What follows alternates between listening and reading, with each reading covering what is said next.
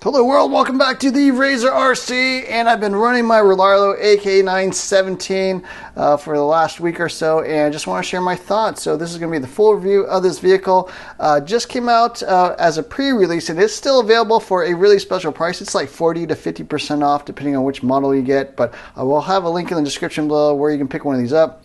So they sent this out to me. This is a 1/10 scale high-speed vehicle. It does come in a few different versions.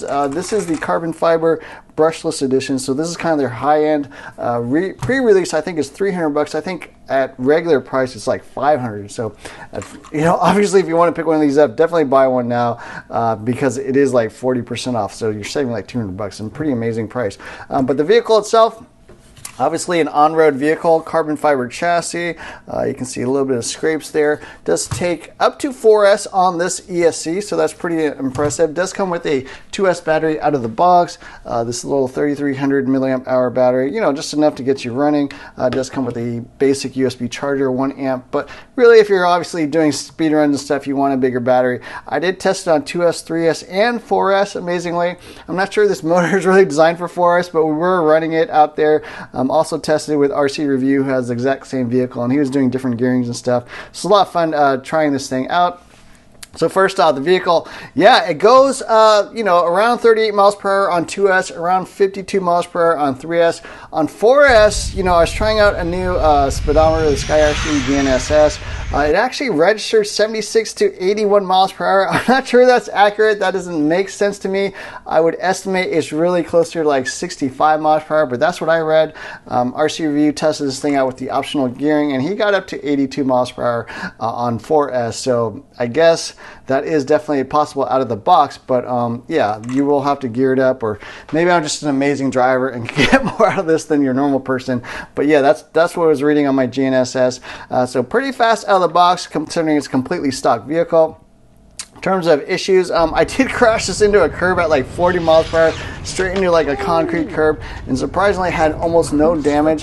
Did tore this bumper here, did actually break a spindle here, but it does come with some spare parts, so pretty nice that you actually get a bunch of spare parts. So I didn't have to buy anything. I just swapped out the spindle. Ended up replacing the arms as well because they had a little bit of slop in them, and that's not something you want at high speeds. But yeah, I was able to fix it, you know, in an hour and get everything up and running, and you know, totally fine. The other issue I had was that RC Review's buddy actually crashed into me in the side of the vehicle. I had to switch the ESC around when I did that crash. I put the on-off switch here. He hit me right here and actually broke my on-off switch. So my on-off switch doesn't work, but that's not really the fault of the vehicle.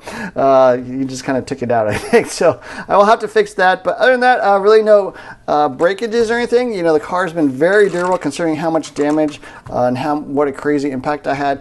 RC Review also flipped his like 4 or 5 times, going probably about 60, 70 miles per hour, doing cartwheels in the air, somersaults, all that kind of stuff, and his is up and running, no damages. His body's pretty scratched up, but you know, I think this thing is extremely durable. I would say, considering the amount of crashes we've had, this thing totally holds up. Like, more amazing than I would expect. I mean, we both have the carbon fiber chassis. Maybe that helps because it's less likely to crack or bend than the aluminum one, but I was pretty amazed. The last suggestion I would have is on the wing here, or this back stabilizer, whatever you want to call it. It does have these fins that stick out, and actually under full compression they will actually rub the tires, so I recommend trimming those things off. You know, because they will rub, they will hit the tire, and then obviously cause sort of rear braking under, you know, high accelerations. You'll notice the fins actually starting to wear down a bit if you don't trim those off. So those are really the only issues. Motor has run cool completely all the time. No issues there. Some other little modifications I made. I did lower this drag link here. It was kind of sticking up on the top hole. I recommend running the bottom hole, making sure your servo goes straight up and down, and then lengthen this as necessary to get the right toe out or toe in. I run 0 toe basically, so that's pretty nice. It does come with these optional straps, which is pretty cool, so you can run bigger packs. I was running a Redline 4S 6,000 milliamp hour battery, so that's what I was running on 4S, and you will want to use those straps because the stock plastic hard strap won't fit your regular 4S pack. So we'll run up to 2S and really small 3S packs, but once you go sort of big 3S or 4S, you will want to use the straps. They just kind of wrap around there on the bottom, but yeah, that's the way to get different things. So quality-wise, this thing is amazing. This is the nicest Rlaarlo vehicle I've had. This is my third one. I also had the 12 scale and the 14 scale buggies, but this thing is amazing. I mean, all aluminum machined wheels all the way around, kind of this hard rubber compound, but pretty amazing. I mean, the design is really nice. Aluminum shocks all the way around, all four corners. The suspension is set up really well, I think. They even got little adjustments here on the arms so you can lengthen them or shorten them. They also have even these tightening clamps so you can adjust the tension on these pivot balls and stuff. So adjustable toe links here as well. Does have a servo saver. I did crank mine down a little bit and make it a little bit tighter. Servo speed wise is totally fine. All steel drive shafts throughout. And then all the carbon fiber parts, as you can see, the upper brace, the chassis, the shock towers, really thick shock towers as well. I think they're probably about 5 millimeters, so 4 to 5 millimeters.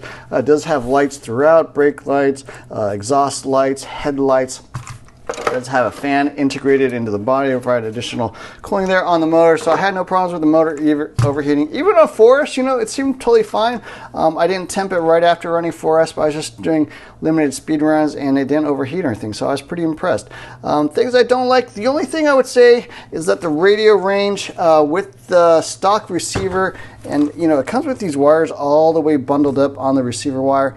I think that's too much. You really want to lengthen that receiver wire either with an antenna tube or maybe just run it down the length of the chassis or something, because the range would cut out at, I'd say about 100 miles per hour or 100 yards or so. Yeah, the car would cut out because, it's all tied up like that. You're just not going to get any range. So I would definitely lengthen that before you run it. Or if you're doing those high-speed runs on 4S, that will be maybe an issue. But discs feel good. No center differential or slip or anything like that. Works totally fine. Servo's great. Radio actually worked well except for that range thing. So just lengthen that wire. Make sure you get maximum range there. And the vehicle works pretty well. One thing I would say maybe as an improvement, I wish they had some documentation on how to calibrate the EC, because if you change the radio, I'm not sure how it's detecting max throttle and all that stuff. So there's no information that I could find.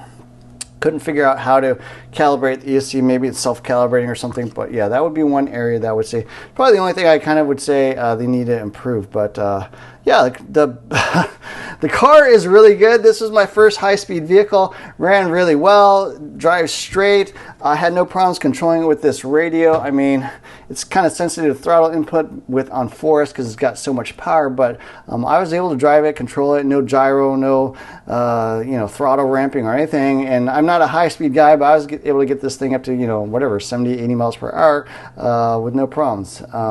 So yeah, great little car. I do recommend this, for a high-speed vehicle. I don't think you can get anything as awesome for $300 is just a ridiculous price. At $500, it starts getting kind of like, I don't know, but at $300, it's a steal. Definitely buy one if you want one right now, because that price will go up once this gets to full retail. So anyways, I hope you enjoyed this video. Let me know what you think about this nice little high-speed vehicle from Rlaarlo. I am quite impressed with this company. I do think this is like the highest quality stuff coming out of China right now. It's just a premium vehicle at, I think, still a pretty good price. I mean, the detail on this thing is pretty amazing. I mean, it's got the full slotted drilled rotors there with the calipers and stuff. I mean, really nice all aluminum 3900 kV 4-pole motor there. ESC is 4S capable. The body is amazing. I mean, I was running the fins and stuff. Seemed to help the stabilization a bit. But yeah, the look of this body is pretty amazing with the headlights. Styling is quite amazing. So anyways, I hope you enjoyed this video. Don't forget to hit the like, share, subscribe buttons. Look for more videos soon. Thanks for watching.